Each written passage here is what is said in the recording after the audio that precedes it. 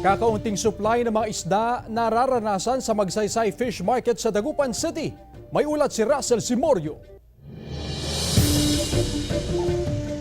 Van ang ginagamit ni Rolando sa pag-aangkat ng bangus at iba pang isda sa Magsaysay Fish Market sa Dagupan City. Pero hindi gaya ng dati. Kakaunting banyera ng isda ang kanyang nabili. Lihado raw siya dahil mataas ang gastos niya sa langis. Dati madami. Mga ganitong oras madami na, pero ngayon kaunti. Gumalaw ang presyo. Dati nakakakuha medyo mabango. Ramdam din ng mga bangus trader ang kakaunting supply. Galing sa Western Pangasinan ang mga panindang bangus sa pwestong ito. Medyo konti po yung supply ng bangus. Pero nung mga nakaraan, medyo marami-rami. Ayon sa Market Division, mula sa regular na 50 truck na nagdi-deliver ng bangus at iba pang isda sa Magsaysay Fish Market sa maghapon, bumaba ito sa kalahating porsyento.